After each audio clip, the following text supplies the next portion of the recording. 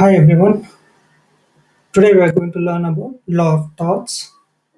So in this presentation we are going to cover the introduction, the meaning, the definition of torts and the classification of torts and some of the case laws. So what is the meaning of tort? The word tort has been derived from the Latin word tortum, which means to twist. In general, it means the conduct that adversely affects the legal right of others and is thus wrong.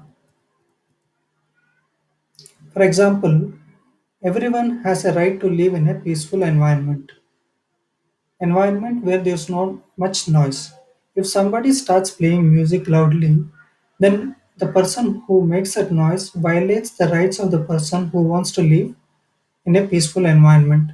So the person who is making the noise is doing a wrong. Even though there is no contract between the two, the person affected by the noise can sue the person making the noise and he can claim unliquidated damages. Tort is a civil wrong, but not all civil wrongs are tort. For example, breach of contract and breach of trust are civil wrongs but are not torts because the remedies exist in the law of contract.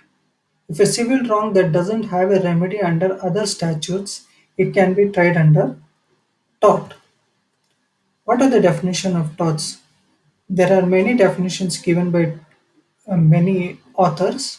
So here I've listed three definitions. You can write any one of these definitions in your examination. If you do not remember any of this definition, you can go with writing the meaning of the tort. You can pause and go through the definition. And what are the characteristics of tort? One is wrongful act or omission. For a tort to happen, the person must have either done something that he was not supposed to do, or he might have omitted to do something that he was supposed to do. Here we'll take a case law, that is Municipal Corporation of Delhi versus Subhanmati and others. A clock tower was not in good repairs. It fell and killed several people. So a case was filed against Municipal Corporation of Delhi. The trial court held that it was the duty of the municipal committee to take care of the building so that they should not prove a source of danger to persons who are passing by, and they were also penalized for this. And the second characteristic is it is a civil wrong. Civil wrong is a wrongful act by one person against another for which the other person may recover damages in a lawsuit.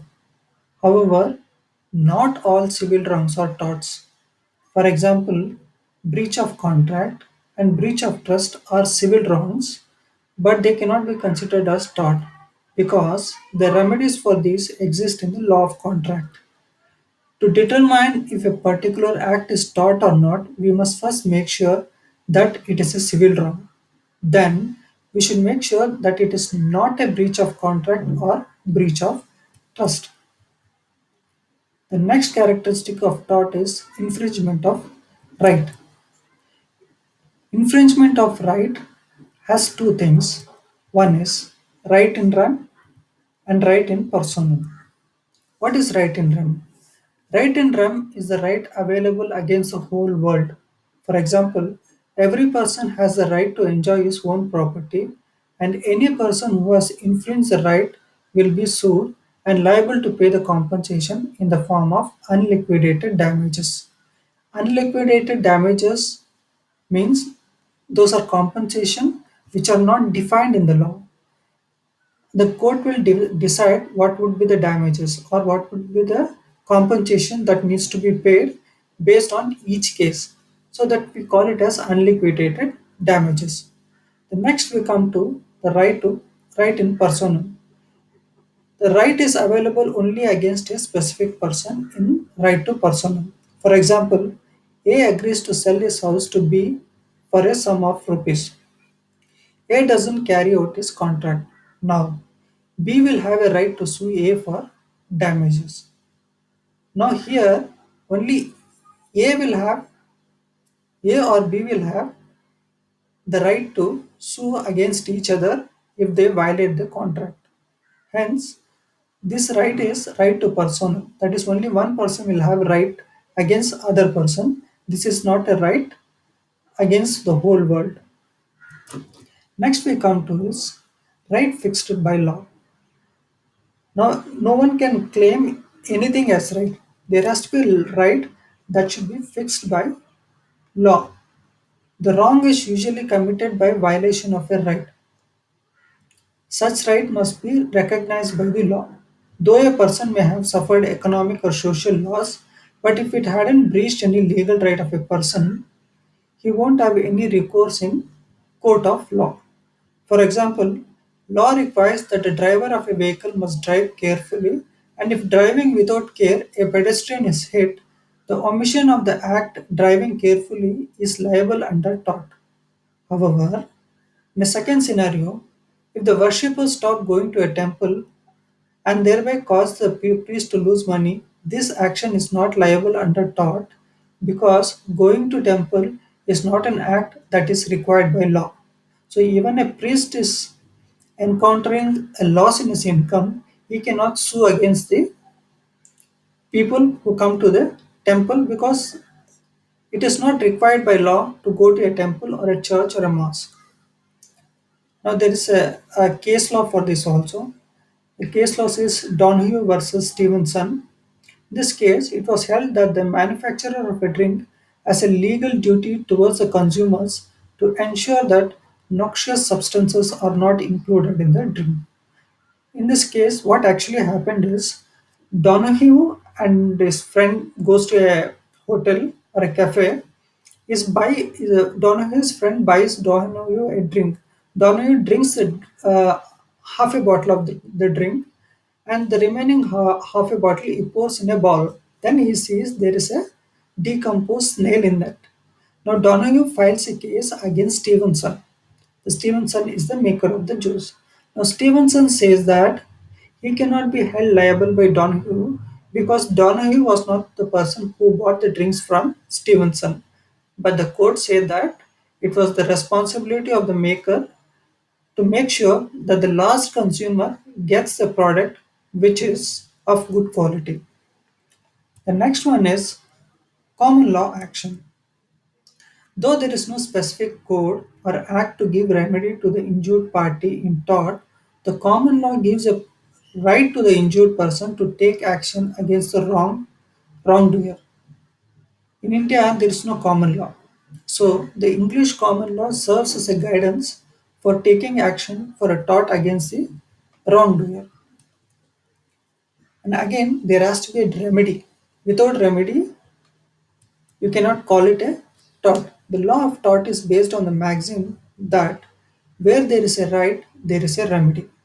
The remedy is always by way of damages. Damages means compensation, which are calculated by the court on the basis of loss cost. The method is different from what is in the law of contracts, where damages are already mentioned in the contract or can be easily calculated according to the agreed terms. However, damages is not the only remedy. That is, compensation is not the only remedy. There can be an injunction, there can be restitution of land, and there can be ejection of the trespasser from one's property. What are the kinds of torts?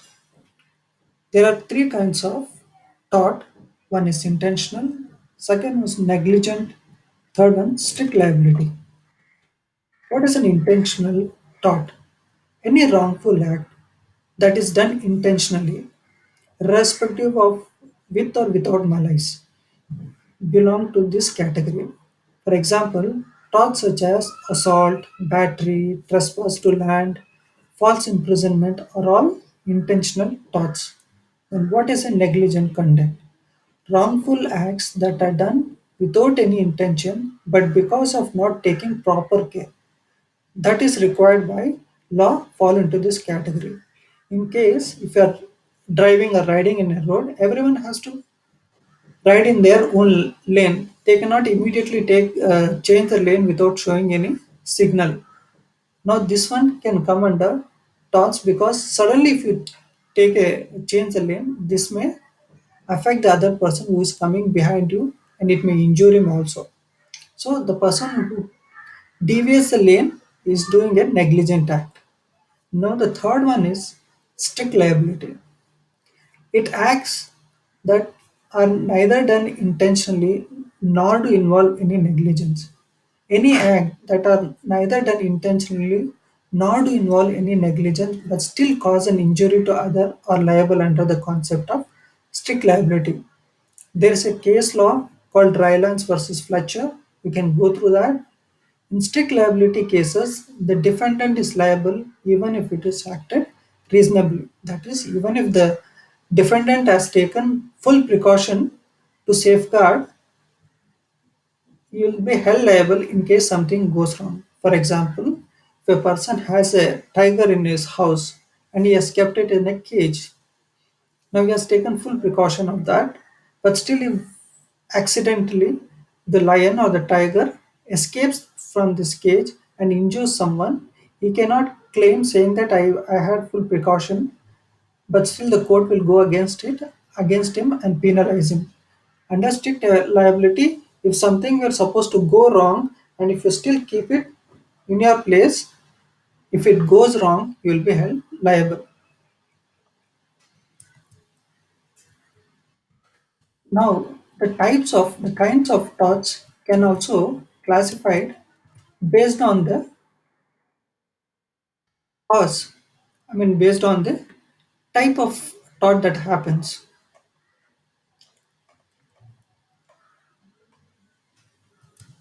First one is physical tort.